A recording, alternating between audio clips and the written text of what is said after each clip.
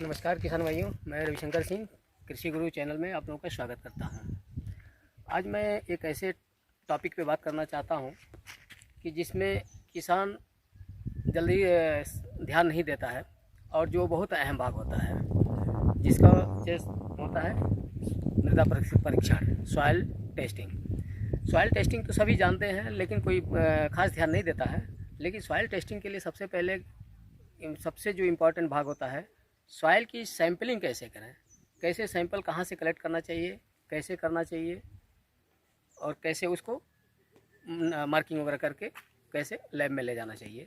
तो सबसे पहले देखिए, ये खेत का सबसे पहले सर्वे करते हैं चारों तरफ। अब देख रहे होंगे ये लंबा चौड़ा खेत है, और क्या है कि खेत कभी भी एक बराबर नहीं होता है, कहीं नीचे है कहीं ऊपर है। तो जब सॉइल का सैंपल लेते हैं तो हमें दोनों भाग से लेना चाहिए, ऊपर भाग से भी और नीचे भाग से भी। जब दोनों भाग से लेंगे तो हमें एक्चुअल रिपोर्ट मिलता है। अब ठीक है, अब देखिए यहाँ से जाते हैं, यहाँ जा रहे हैं, यहाँ से जा रहे हैं, तो हम क्या करेंगे, एक नीचे से सैंपल लेंगे, एक बीच से लेंगे, एक दूसरे साइड से लेंगे। तो सॉइल के दोनों तरफ का कंटेंट का रिजल्ट हमें मिलने लगेगा कि किधर से कैसा रिजल्ट आ रहा है। उसके हिसाब से हम जब क्रॉप लगाते हैं, फसल लगाते हैं, तो उसकी कंटेंट के हिसाब से हम उसमें इनपुट देते हैं कि कौन सा किस एरिया में किस चीज़ की कमी है या किस चीज़ की अधिकता है। उसके हिसाब से हम कंपोजिशन चेंज करते हैं, फर्टिलाइज़र डोज चेंज करते हैं, और उसके हिसाब से उसको हम आगे बढ़ाते हैं। अब ये हमने सॉइल का देखिए खेत का पूरा एक सर्वे कर लेंगे। इधर का उधर देख रहे हैं डाउन पोर्शन है, उधर भी डाउन है, इधर जहाँ हम खड़े हैं इधर ऊंचा है, फिर इस साइड में डाउन है। हम जो सॉइल सैंपल लेंगे हम इसी हिसाब से लेंगे ताकि ये प्रॉपर हमें सैंपलिंग करते बने और सही रिजल्ट मिले।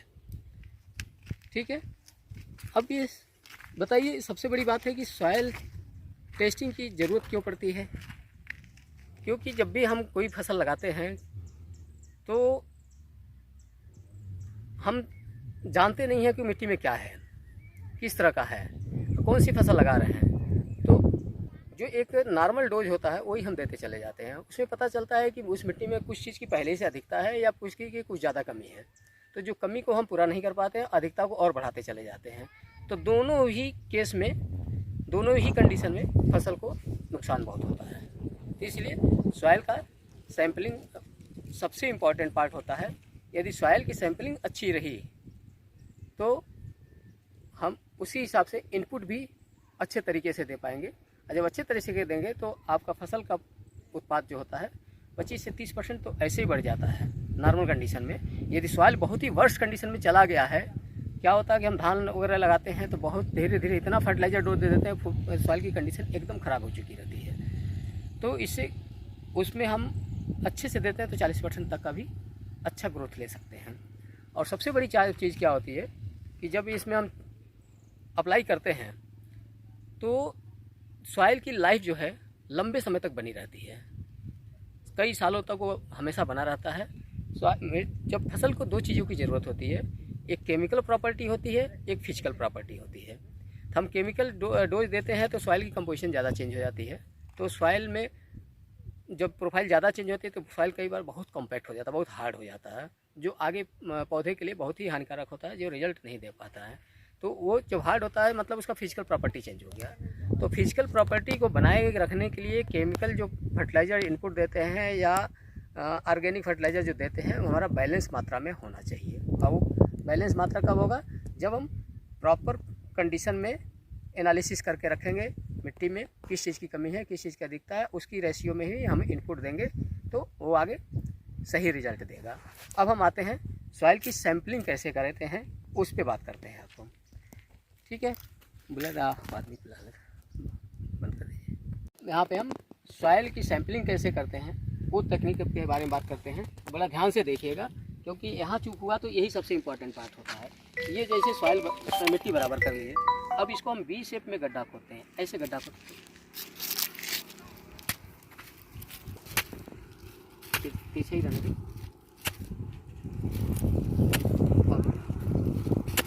और लंबा ले लो, लंबा ले लो।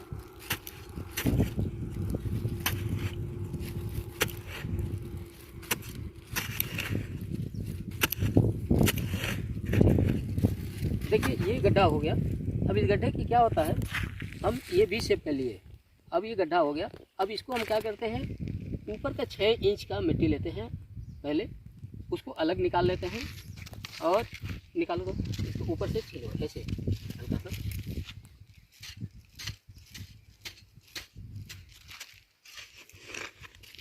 उसको इसको निकाल के अलग रखना, इसको अलग रखना।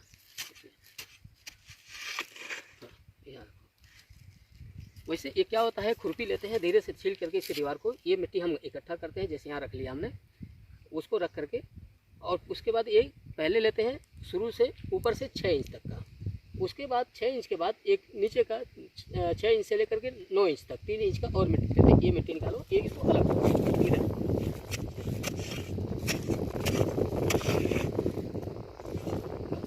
अब ये मिट्टी हमने दोनों अलग रख लिया। अब ये दोनों को सैंपल को लेते हैं। इसी तरह से हम ये एक अपर पोर्शन पे लिए और इसी तरह से हम एक चलेंगे वहाँ पे लेते हैं अलग से। ठीक है, अब इसको क्या करेंगे, अलग अलग सैंपल इसमें पॉलीथिन करेंगे।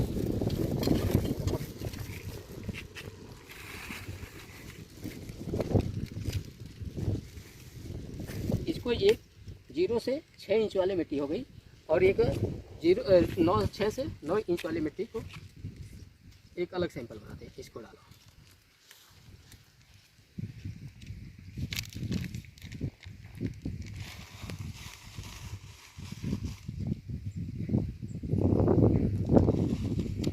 ठीक है, ये 2 सैंपल हमने रख लिया। अभी इसको चलते हैं, अभी इसको फाइनल सैंपल बनाएंगे। इसी तरह से हम एक नीचे वाले पोर्शन से भी एक सैंपल लेंगे।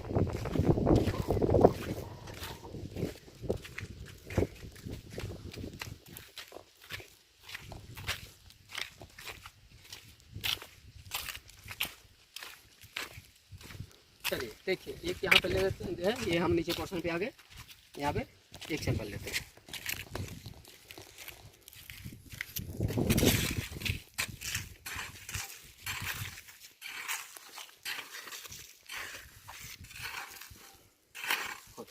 सेम वैसे तिरछा करो।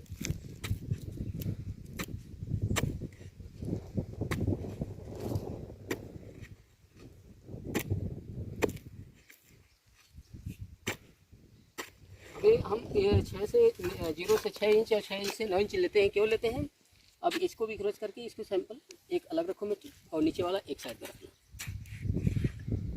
क्यों लेते हैं इसको, क्योंकि जब हम फसल लगाने की तैयारी करते हैं तो हमारी अलग अलग फसल होती है। कुछ फसल के जड़ होते हैं 5 से 6 इंच नीचे जाते हैं और कुछ फसल की जड़ जो है 9 इंच तक 10 इंच तक भी जाता है। तो फसल मिट्टी के परीक्षण के हिसाब से हम क्रॉप का डिसीजन लेते हैं और कौन सा क्रॉप लगाना है, कैसे लगाना है, उसमें किस चीज़ की अधिकता हो सकती है, किस चीज़ की कमी हो सकती है। ये नीचे वाला मिट्टी इसको साइड रखो। ठीक है, अब ये 0 से 6 इंच वाला सैंपल हो गया और ये 0 से 6 से 9 इंच वाला मिट्टी हो गया। अब इसको हम फिर पॉलीथीन में इकट्ठा कर सकते हैं। ठीक है, अब इसको इकट्ठा करके हम इसके प्रॉपर सैंपलिंग कैसे करेंगे, अभी इसको हम ले चलते हैं वहाँ पे, आपको बताते हैं। ठीक है,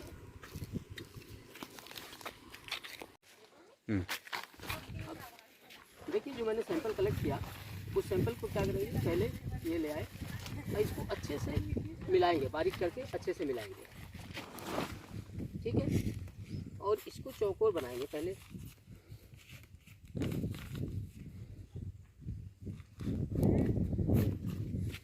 ठीक है, अब इसको 4 भाग में बांटते हैं ऐसे। और सैंपल के लिए हमने क्रॉस वाले सैंपल को लेते हैं, पहले इधर का एक लेंगे और एक इधर का लेंगे। ऐसे करके इसके हमें फाइनल सैंपल के लिए तैयार कर लेंगे इसको। फाइनल सैंपल के लिए तैयार कर लिए।